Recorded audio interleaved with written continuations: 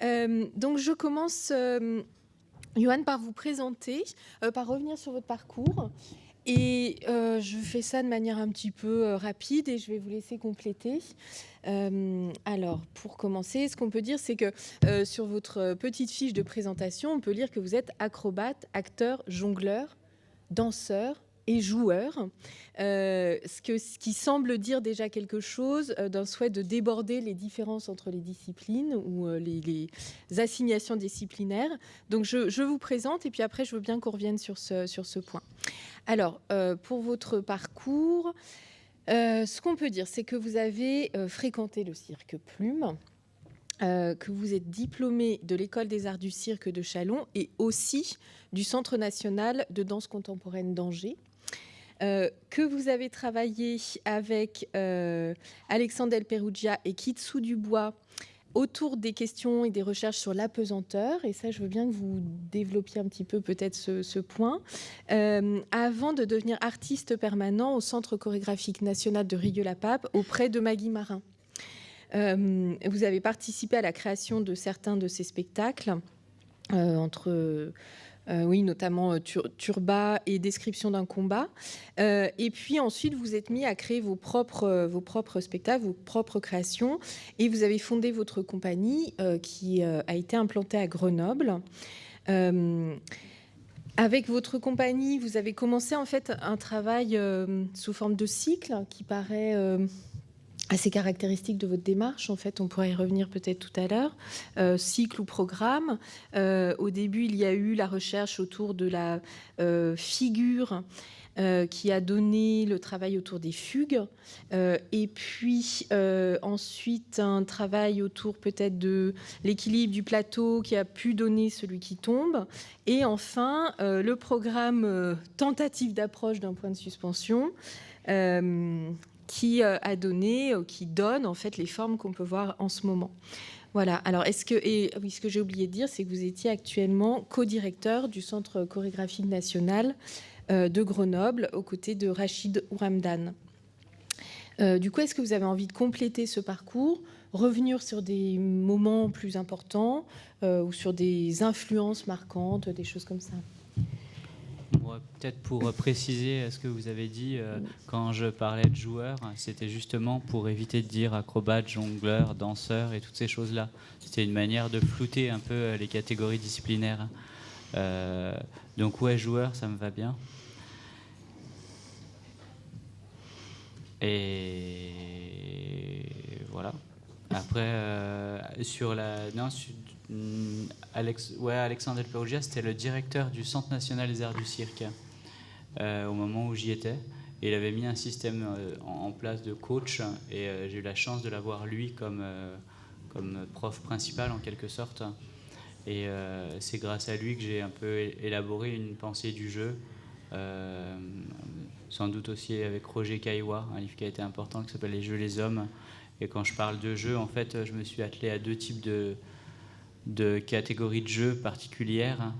Là, c'est pour prendre la catégorisation de Caillois, où il parle de 4 catégories. Il parle des catégories de hasard, compétition, vertige et simulacre. Et moi, ce qui m'a intéressé, c'est la relation entre le vertige et le simulacre.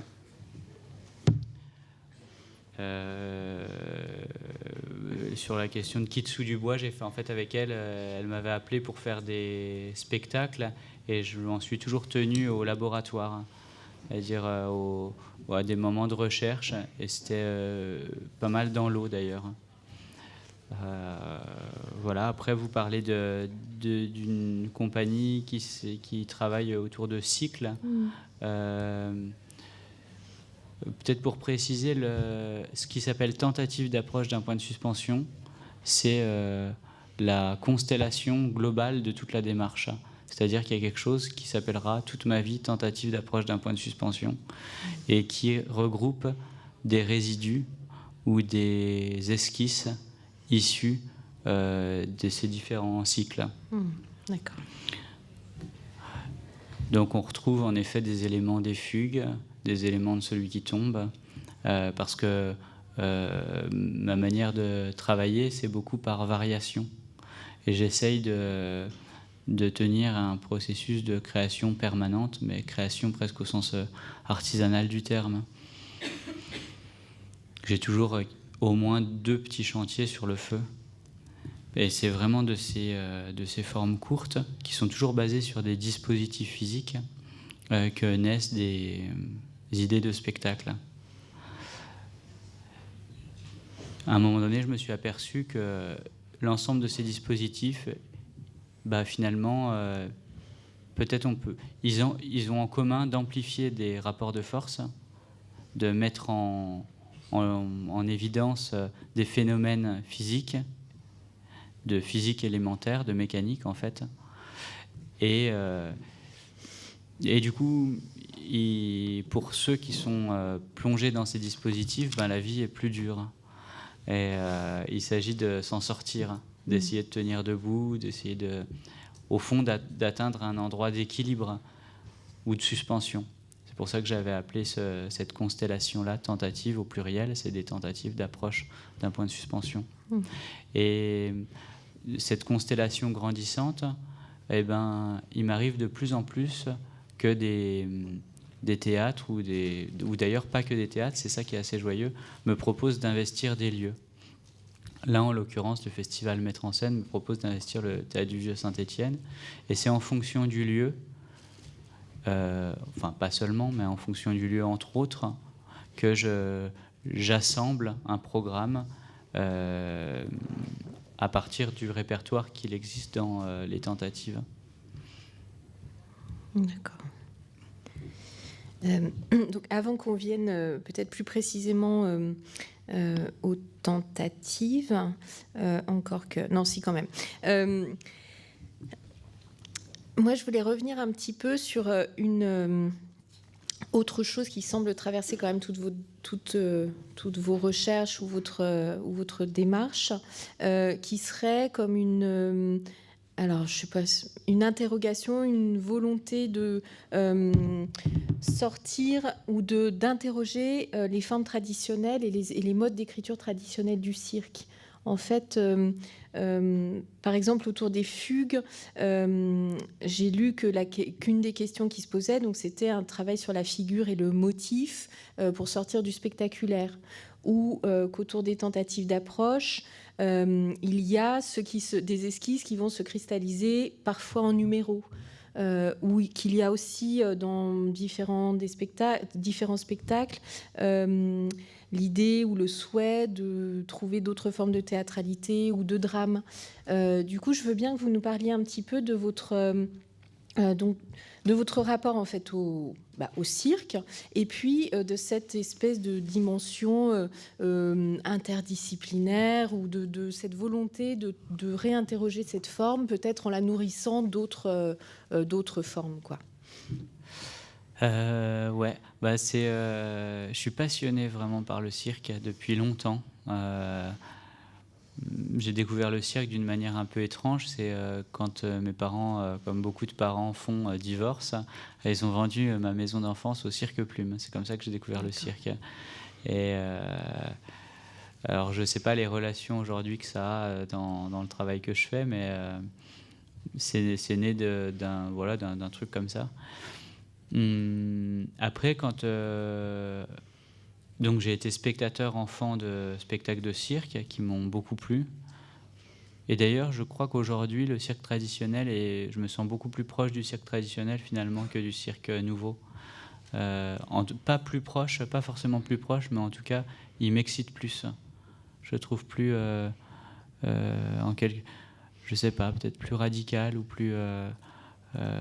je trouve que le fait qu'il soit complètement anachronique dans ses formes rejoint une forme des fois paradoxalement de contemporanéité. C'est-à-dire que la forme brève aussi du numéro, la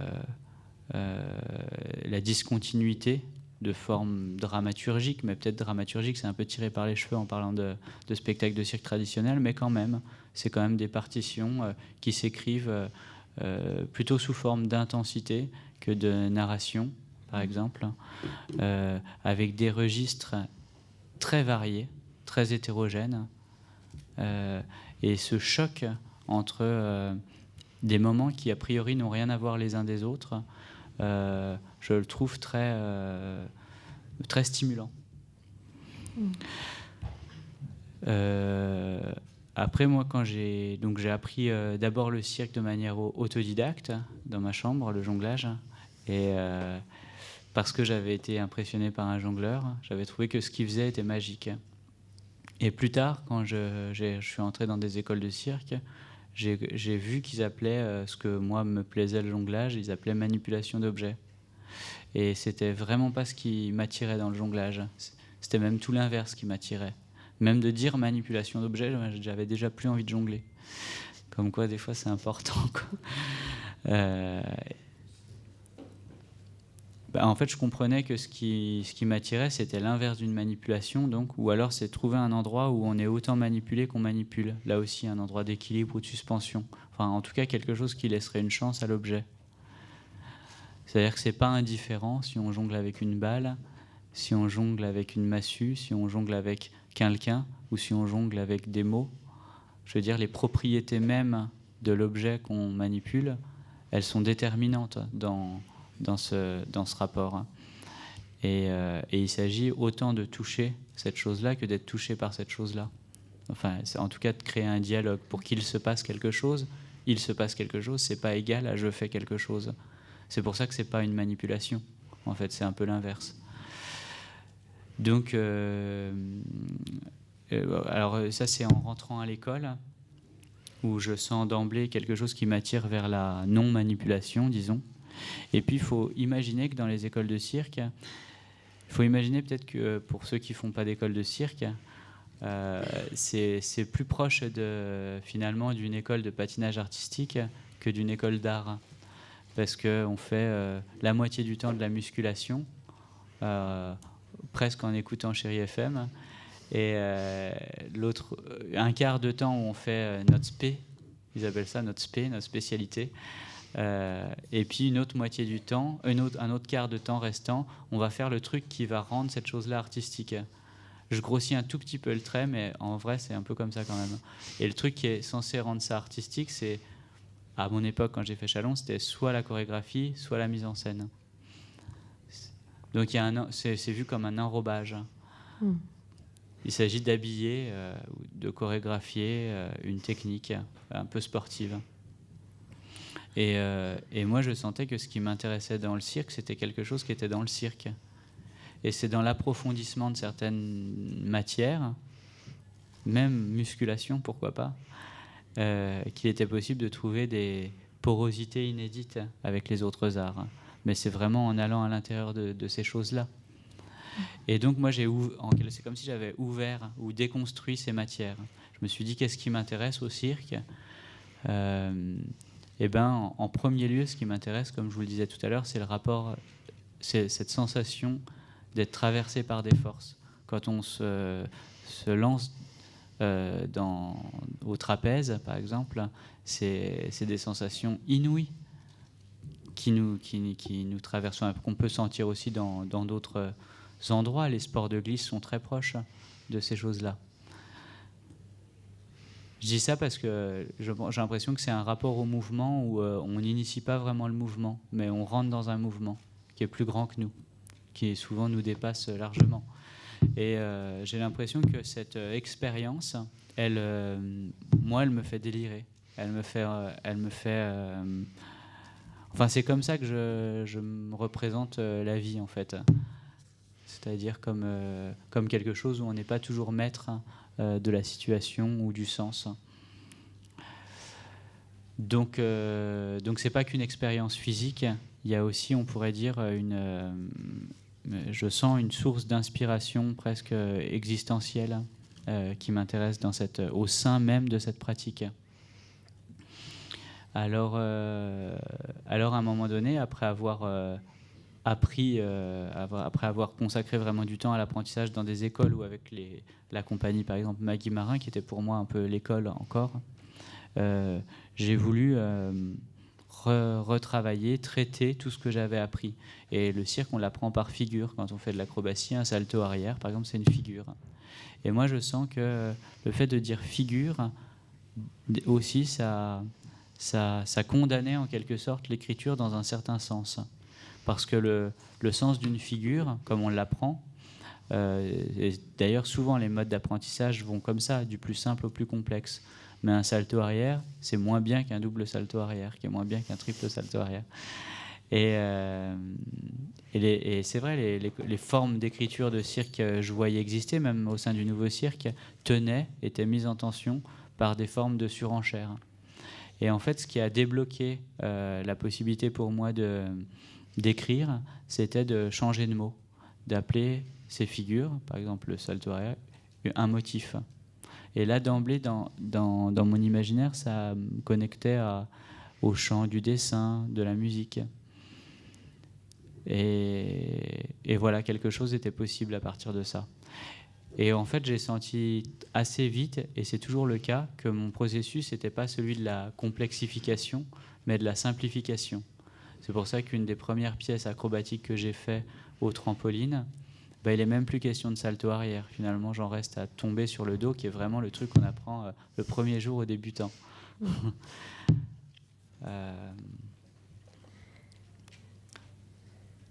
Voilà. Ok, merci. Du coup, je veux bien qu'on revienne maintenant sur la question de la... Vous avez parlé de la variation, en fait, entre les différentes propositions que vous pouvez faire, avec l'idée de la relation entre le corps et une force qui est au centre de vos recherches, de vos préoccupations, de votre travail, qui peut être vu comme un drame, une forme de drame élémentaire, et donc autour de laquelle vous pouvez, que vous pouvez décliner en fait cette question du rapport entre corps et force qui va se décliner dans différentes formes, différents dispositifs, différents spectacles. Et en fait, pour ceux qui ont vu Celui qui tombe, je pense qu'on est assez nombreux à l'avoir vu l'an dernier au TNB. On a pu repérer entre Celui qui tombe et les tentatives d'approche qu'on a vues cette semaine à mettre en scène, un dispositif commun qui est le plateau. Mais ce dispositif, là, il est plus petit. Dans Celui qui tombe, il y avait 6 personnes, si mes souvenirs sont bons. Là, maintenant, sur les plateaux, on a un couple. Donc du coup, est-ce qu'on peut parler du lien entre les deux et puis de la manière dont justement les variations s'organisent en fait?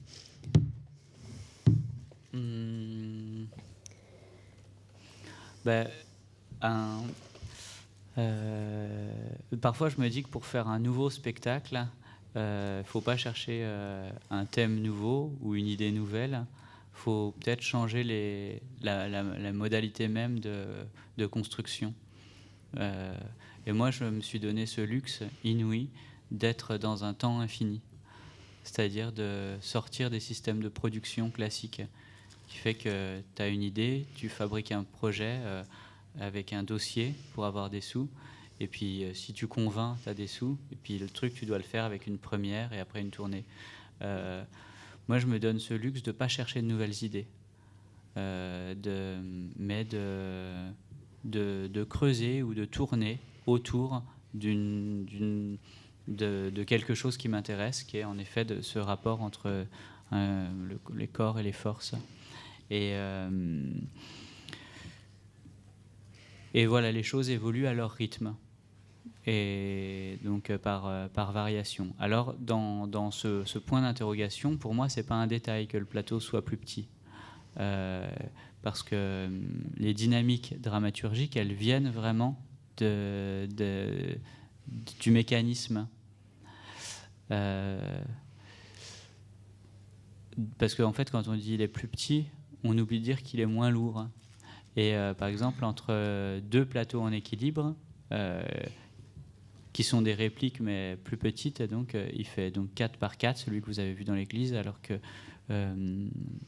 au TNB c'était 6 par 6 et c'était pour un collectif. En fait, la surface, elle est vraiment plus grande. 6 par 6, ça fait 36 mètres carrés, 4 par 4, 4 par 4, je sais pas. Mais en tout cas, il fait 2 tonnes dans un cas et 800 kilos dans l'autre. Et c'est pas rien quand on fait de l'équilibre, de faire avec 800 kilos ou 2 tonnes. de faire avec 6 personnes ou 2 personnes. C'est des choses qui sont en fait vachement importantes. Alors après, moi en fait j'ai pas peur de me répéter, même je revendique le fait de me répéter, parce que je connais pas d'autre manière de travailler que ça. Donc là c'est ces petites différences qui au sein du travail sont des grandes différences.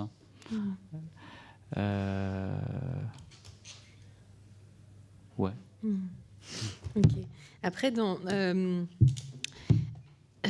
tentative d'approche, donc là, on est revenu sur le dispositif lui-même, en fait, qui va impliquer des dynamiques entre ceux qui sont sur le plateau différentes et aussi, du coup, j'aimerais bien qu'on parle des imaginaires différents qui peuvent se déployer pour le spectateur à partir de là, sachant que dans les tentatives d'approche, dans les 2 séquences qui se passent sur un plateau, parce que les tentatives d'approche ne se résument pas à ça, mais dans les 2 séquences qui se passent sur un plateau avec un couple à chaque fois, il y a du texte, il y a du coup le fait que ce soit un homme et une femme, la possibilité d'imaginer quelque chose de l'ordre du couple, et puis le fait que le dispositif... moi, c'est ce que j'ai ressenti en voyant en étant en fait plus proche des plateaux aussi, ça on pourra en parler après, et que les plateaux sont plus petits. On voyait peut-être quelque chose de plus fragile dans les déplacements, ou de plus ou plus d'à-coups, ou plus oui, en fait, on voyait moins la perfection ou la maîtrise sur ce grand plateau en mouvement, et plus la fragilité ou la difficulté qu'il pouvait y avoir à rester dans ces espaces.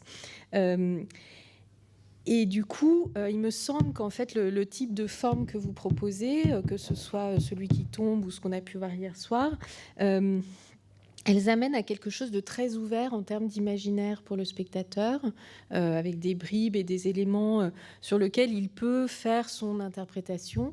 Est-ce que ça, c'est quelque chose que vous recherchez, qui est important de votre côté ? Oui, c'est très important. Parce que finalement, là, à un moment donné, je me suis dit, ces tentatives d'approche d'un point de suspension, je les envisage dans des tas de plans en fait de ma vie. Je vais mettre ma vie de côté, mais si je garde le travail que j'effectue, alors je vais parler de 3 plans.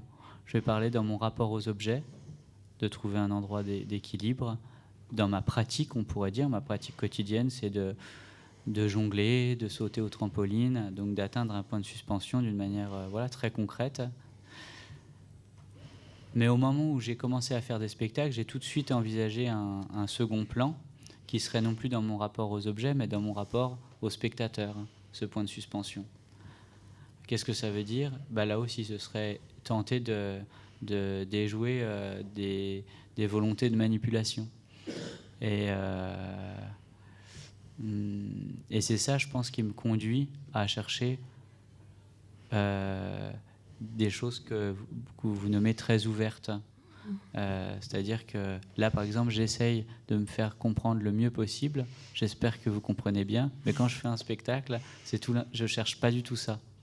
Je cherche non pas à dire quelque chose, mais je cherche l'éloquence, quand ça parle sans que j'ai besoin de parler. Ça, je crois que c'est la théâtralité qui m'intéresse. Avant, j'avais trouvé le mot polysémique, mais il était un peu trop pompeux. Polysémique, ça veut dire faire proliférer des sens multiples.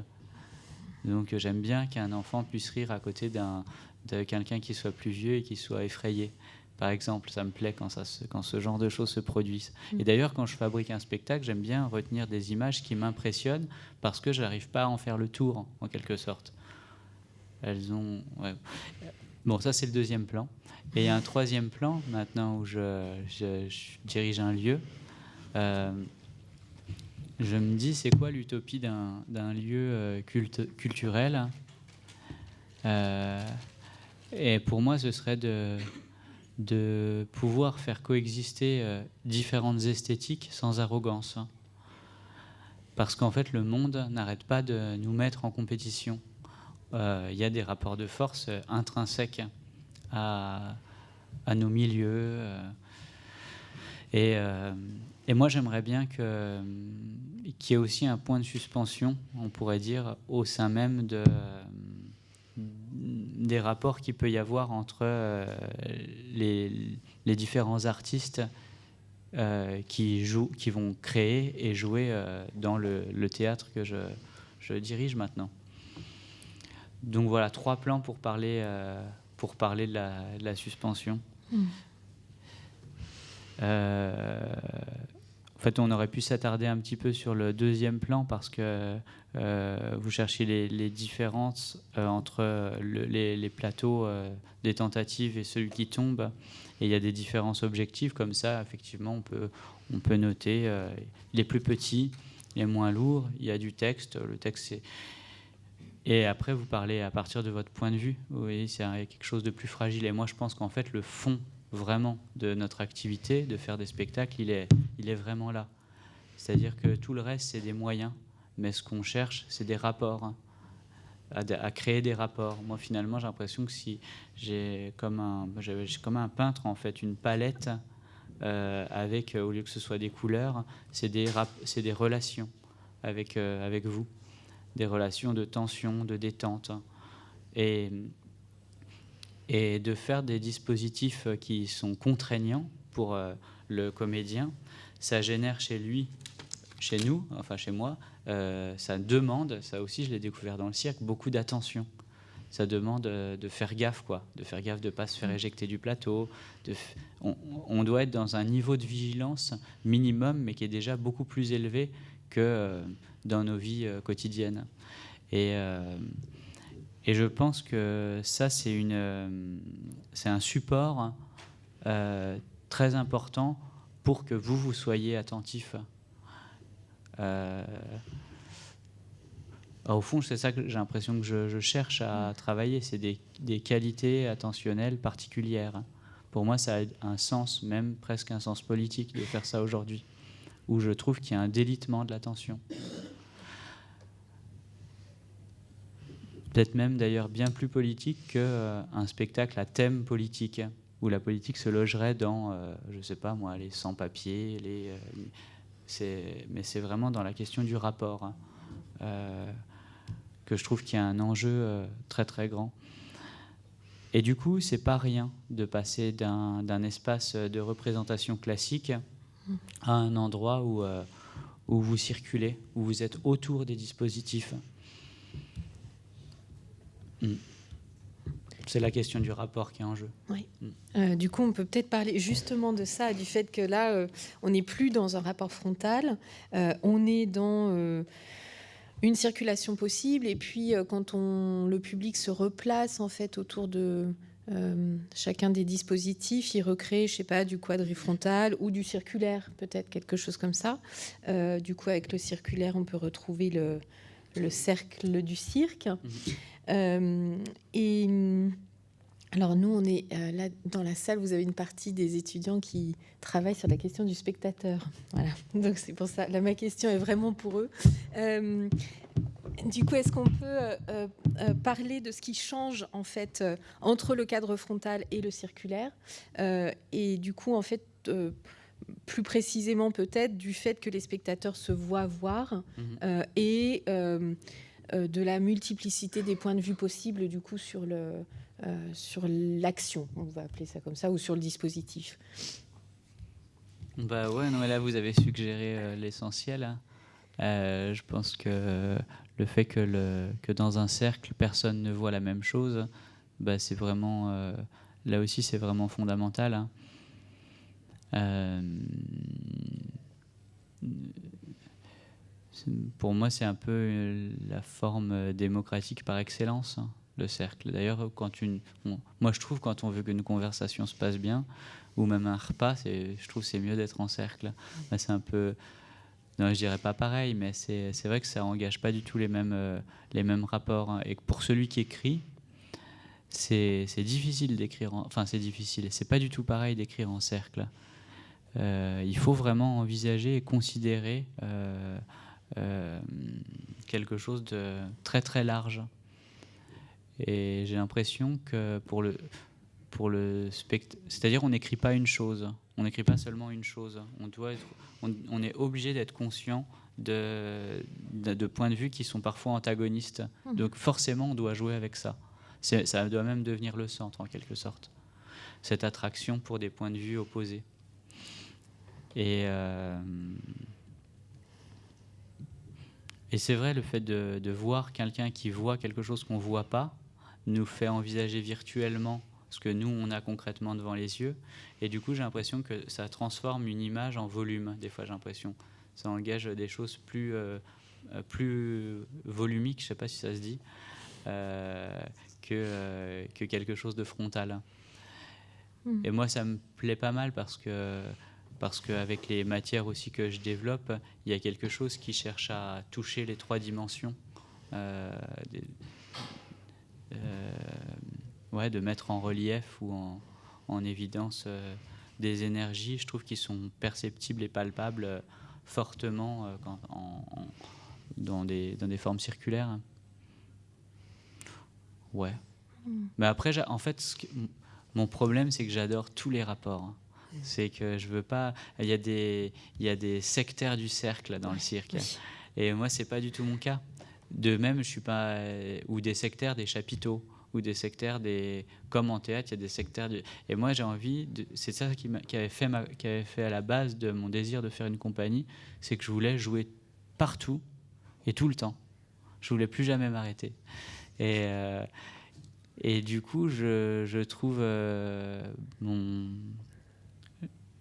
j'entretiens ma santé en passant d'un endroit à l'autre, d'aller dans la rue, comme la dernière fois que je suis venu à Rennes, c'était pour jouer dans le quartier Italie. C'était vraiment formidable. Et je revenais d'une grande salle à New York où on joue un spectacle beaucoup plus classique. Et après, on va aller sur une montagne faire cavale, parce que c'est un spectacle qui joue sur des montagnes. Et après, on va investir. Et en fait, c'est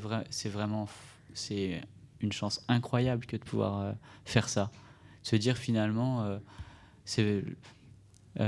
comment dire, c'est vraiment le monde entier qui est un terrain de jeu. Alors, je vous pose une dernière question et puis après, on va faire circuler le micro dans la salle. Donc, préparez-vous et préparez vos questions. En fait, encore une question un petit peu générale. Dans cette tentative d'approche d'un point de suspension, en fait, le point de suspension, vous l'entendez à la fois dans l'espace et dans le temps. Et autant je comprends bien la quête de la suspension dans l'espace en rapport avec l'équilibre ou le moment où la gravité s'abolit, etc. Autant je veux bien que vous nous reparliez de la suspension dans le temps, comment elle s'organise dans les spectacles, en fait, ou à quoi ça correspond comme recherche. En fait, c'est parti de... La première fois que j'ai entendu point de suspension, c'était des jongleurs qui parlaient du point de suspension. D'ailleurs, c'est drôle, là aussi, il y a plusieurs mots. Il y a des jongleurs qui disent le point zéro, et il y en a d'autres qui disent le point fixe. Et c'est simplement pour dire ce moment-là. Vous l'avez vu ? Moi, je ne l'ai pas bien vu, en fait. Vous voyez, c'est ça le problème, c'est qu'il ne dure pas. En fait, c'était à peu près là. À peu près. Et pour atteindre ce point de suspension, donc il faut attraper au bon moment, donc pas là, parce que là ça descend, pas là parce que ça monte, c'est vraiment... Là ça descendait un petit peu, donc c'est pas facile. Et quand on atteint ça, c'est un endroit où il n'y a pas de poids, où il n'y a plus de poids. C'est vraiment entre cette énergie-là et cette énergie-là. Et en même temps, comme je vous disais, vous voyez, ça ne dure pas. Et je pense que vouloir être à cet endroit-là, c'est faire durer ce qui ne dure pas. Alors, je ne sais pas ce que c'est faire durer ce qui ne dure pas. Je ne vais pas me lancer dans un ésotérisme de l'éternité, mais quand même, je pense qu'il y a cette attraction-là de rendre perceptible l'instant. Okay.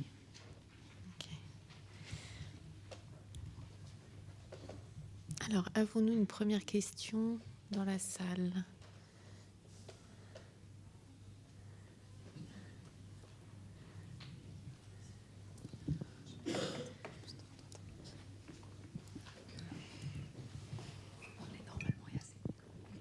Bonjour. Nous avez pas du tout parlé du texte qui, à certains moments, dans Tentative d'approche, a un point de suspension. Du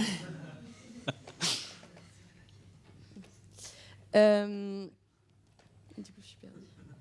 Du coup, comment vous reliez ce texte à justement ce moment du point de suspension? Est-ce qu'il est là pour nous amener à saisir cet instant ou est-ce que, quel rôle il a par rapport au dispositif et tout ça? Il y a plusieurs textes dans le spectacle que vous avez vu au Vieux Saint-Étienne. Il y a, je crois, 3 textes très différents. Il y a Orphée et Eurydice, enfin réécrit un peu pour le plateau en équilibre. Il y a un texte d'Édouard Levé qui s'appelle Autoportrait, qu'on a enregistré avec toutes nos voix et puis qui est développé avec simplement ma voix dans le tube d'eau. Et puis il y a une conversation dans une langue qu'on ne comprend pas. Enfin, c'est en hébreu, mais en plus on l'a voilé. Ils ont différents statuts, mais j'ai un rapport au texte qui est là aussi super libre. C'est dans le sens où peut-être des fois dans le théâtre, le texte peut être premier, où on cherche du texte même sans texte, enfin quelque chose à dire. Moi, c'est vrai que j'aime bien envisager la mise en scène comme une mise en rapport de différents éléments. Donc c'est vrai que j'ai pas parlé du texte, mais j'ai pas non plus parlé de la lumière, par exemple. Et j'ai pas. Et il y a l'élément scénographique, et il y a les actions, la chorégraphie, et il y a ce qu'on entend, parce que il n'y a pas que le texte. Et ça, c'est des éléments comme ça de nature différente. Et des fois, je me dis théâtralement, je pourrais envisager le travail comme une déconstruction des rapports, disons, classiques, où ça colle, où l'action, où tout ça colle vers un sens, et le fait de remettre du jeu entre ces rapports. Et c'est vraiment le plaisir quand on fait de la mise en scène, c'est d'agencer des éléments comme ça. Tiens, qu'est-ce qui se passe si on éclaire comme ça? Et des fois, c'est dans des formes d'écart ou même de contradiction qu'on trouve un dynamisme de sens. Voilà, donc le texte n'échappe pas à ça. Donc je ne sais pas, peut-être si tu veux préciser ta question, peux-tu parler de quel texte? Non, mais je sais pas. Parlez dans le micro. Là, je pensais plutôt à pendant le tube en verre. Pendant le tube, ouais. Où c'est là où ça dure le plus longtemps, où ça suit vraiment tout, pendant tout cet agrès-là, on l'a, alors que sur les autres, c'est à certains moments où c'est plus alternatif. Mais non, mais du coup, c'est important parce que comme je disais par rapport au cercle ou aux espaces en général, j'ai pas de point de vue particulier, mais j'adore éprouver différents rapports. Le texte en général, c'est pareil, ça me parle pas beaucoup. Mais dans ce cas-là, pour le tube c'est venu d'un copain qui me l'a passé, qui s'appelle Jörg Müller. Et il me l'a passé le jour d'un enterrement d'un autre ami à nous qui s'était suicidé. Et je me suis rappelé de ce texte d'autoportrait d'Édouard Levé, qui est un autre auteur qui est mort de la même manière. Et j'y ai pensé parce que ce tube d'eau, je me suis dit, cette espèce de tube à essai géant, ce serait comme un observatoire idéal de l'individu. C'est-à-dire on pourrait le voir de tous les côtés. Et en plus, dans l'eau, on peut se mettre dans tous les sens facilement. Donc on peut vraiment se montrer sous toutes nos facettes. Et j'ai l'impression que ça rejoint un peu quelque chose que j'avais perçu en lisant ce texte d'Édouard Levé, donc qui s'appelle Autoportrait. Donc une infinité de phrases à la première personne. Et ce que j'aime dans ce texte, c'est qu'il y a quelque chose d'à la fois très personnel et très impersonnel qui se joue par cette multiplicité-là. Ça pourrait, ouais. Donc voilà pourquoi j'ai utilisé ce texte. C'est une conjonction, comme souvent. Pourquoi j'ai appelé ce programme Amour, c'est aussi une conjonction d'événements, de choses comme ça.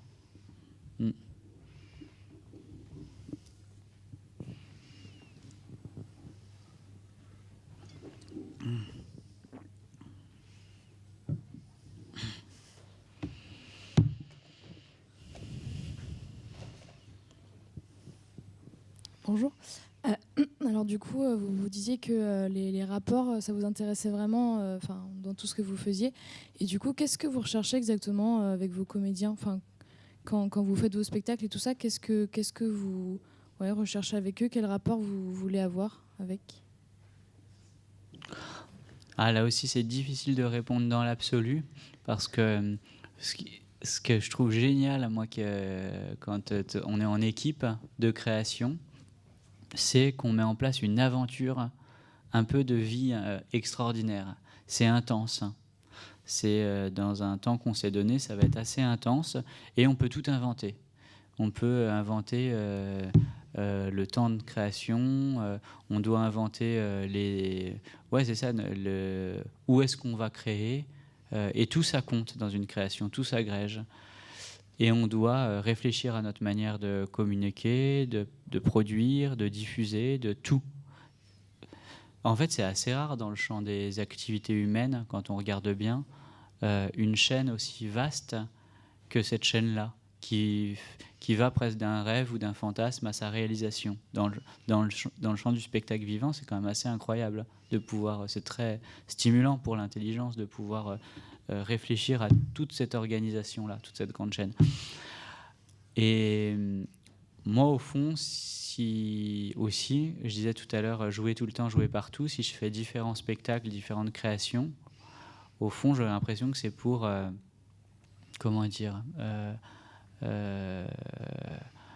c'est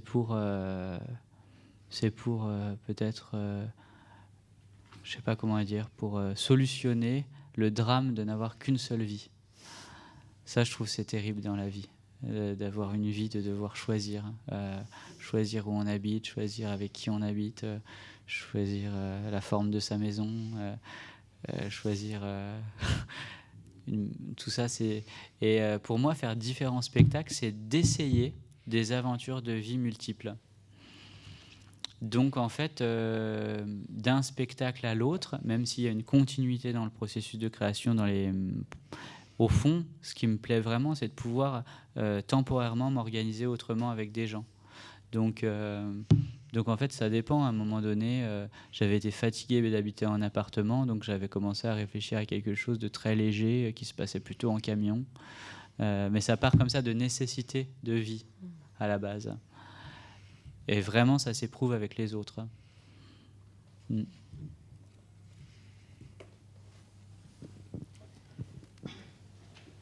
Oui, alors tout à l'heure, vous parliez de la nécessité de la vigilance et a priori, dans ce type de performance, effectivement, il n'y a pas vraiment le droit au hasard, au risque de se blesser, par exemple. Mais du coup, je me demandais quelle était la part de calcul et quelle était la part de ressenti dans ce type de performance, de manière à... Justement, j'ai l'impression qu'il y a une forme de tension, en fait, entre quelque chose d'éphémère et d'émotionnel et de ressenti et quelque chose de manière à quand même garder les choses sous contrôle d'une certaine manière. Donc je me demandais comment ça se passait, quoi. Ouais, c'est un juste dosage. En fait, par exemple, à l'école de cirque, j'avais appris la bascule. La bascule, donc vous voyez, c'est un objet, c'est une planche. Et on est debout sur cette planche, comme ça, toc. Donc là, le stylo, c'est moi de profil. Et quand je fais ça sur mes jambes, ça veut dire aux deux gros qui sont derrière moi qui vont pouvoir sauter en face et me propulser dans les airs. Et au moment où on fait ça, c'est vrai que le taux de vigilance est extrême. Il n'y a vraiment pas le droit à l'erreur ou même à une arrière-pensée. Une arrière-pensée et une erreur dans ce moment-là. C'est vraiment particulier. Et moi, j'avoue que dans mes dispositifs, je ne vais jamais au taquet de ça. Je laisse toujours une petite latitude de jeu parce que je me suis aperçu étrangement que la sensation, elle passait par une certaine amplification qui est donnée par l'interprète. Et moi, en plus, c'est un endroit qui m'intéresse vraiment de réfléchir à comment on amplifie, oui, c'est ça, des sensations, la sensation centrifuge, le déséquilibre. Je m'étais aperçu aussi de ça parce que à la même époque, j'allais voir différents spectacles et nous, donc dans les écoles de cirque, on apprenait à se jeter Et des fois, je constatais que dans des spectacles de danse, un déséquilibre de ce type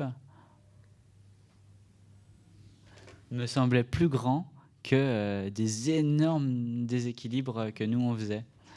Et je crois que c'est pour ça que je maintiens un endroit qui est vraiment un endroit d'interprétation aussi.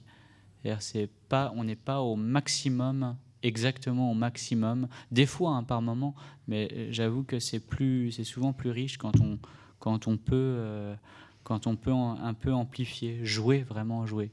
Et je pense qu'il y a des gens qui sont tellement romantiques dans le cirque que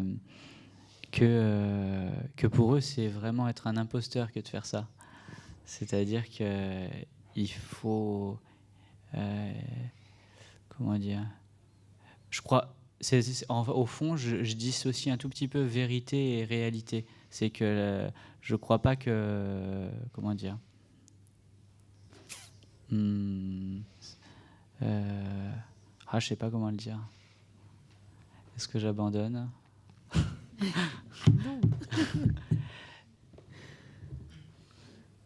Non, mais... mais peut-être je dois rappeler qu'aussi un jour je suis tombé justement de cette foutue bascule. Parce qu'une fois que les deux gros avaient sauté, les deux moyens qui devaient tenir le tapis se sont emmêlés les pieds et m'ont pas rattrapé. Et du coup, je suis tombé à côté. Et ça aurait pu vraiment être dramatique. Et c'est là que je me suis un peu questionné, non pas seulement parce que j'avais eu peur, mais que je m'étais dit, mais au fond, qu'est-ce que ça vaut tout ça ? C'est quoi cette prise de risque qui m'attirait tellement ?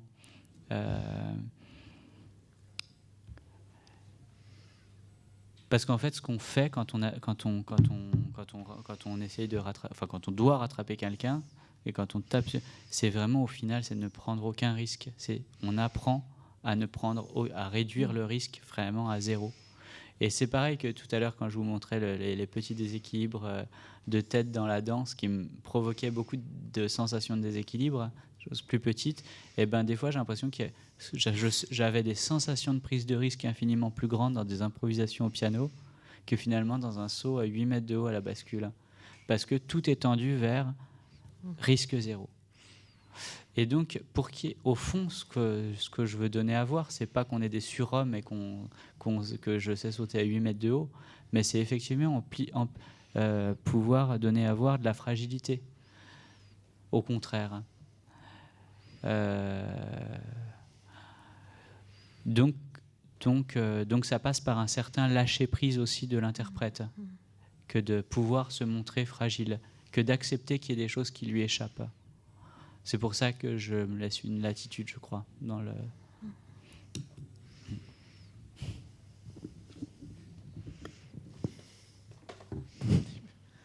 Bonjour. Moi, j'ai une question toute simple. J'ai été intriguée par la présence des deux mannequins qu'il y avait en hauteur et je voulais savoir leur signification. Ça m'a vraiment intriguée. Donc, je voulais vraiment savoir ce que ça signifiait. Ah ouais, non, impossible de te dire ce que ça signifie. C'est comme beaucoup de choses. Hein. Oui, je ne sais pas trop. Mais du coup, Normalement, il y a un gradin. Là, il y a un gradin et tout d'ailleurs, le sol noir qui est de ce côté-là, c'est la dalle qui supporte le gradin. Bon, là, ça a été replié. Et je sais pas, je me suis dit, ça aurait pu être marrant qu'il y ait deux amoureux qui oublient de partir alors qu'on a replié le gradin dans un programme qui s'appelle Amour. Voilà, c'était une manière de, je sais pas, parce qu'en fait, il y a les numéros eux-mêmes qui existent sous une certaine forme. Et après, ce qu'il faut dire, c'est que quand on arrive dans un lieu, on redéconstruit un petit peu, on cherche des articulations spécifiques. Le texte en hébreu, c'est la première fois qu'il est là, puis il ne sera plus jamais là, je pense.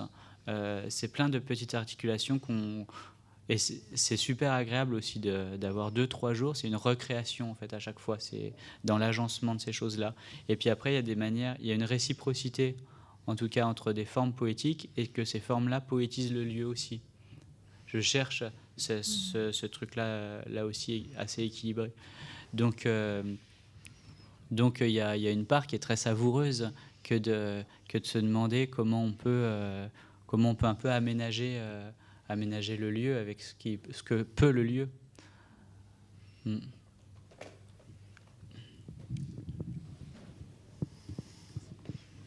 Bonjour. J'avais une question concernant même simplement le titre tentative d'approche d'un point de suspension, qui, si je ne dis pas de bêtises, du coup, regroupe un petit peu toute la constellation de vos travaux. Je me demandais, est-ce que vous pensez, peut-être est-ce que vous espérez, le jour où vous aurez suffisamment atteint ce point de suspension que vous recherchez, peut-être pouvoir passer à autre chose ou continuer cette recherche, même si, pour vous approcher toujours plus, et jusqu'à quel point peut-être? Non, c'est ce que je dis dans la petite note d'intention. Ça, je voulais être clair, c'est qu'à un moment donné, j'ai compris que je chercherais pas autre chose. Voilà. Ça arrive pas tous les jours, ce genre de pensée.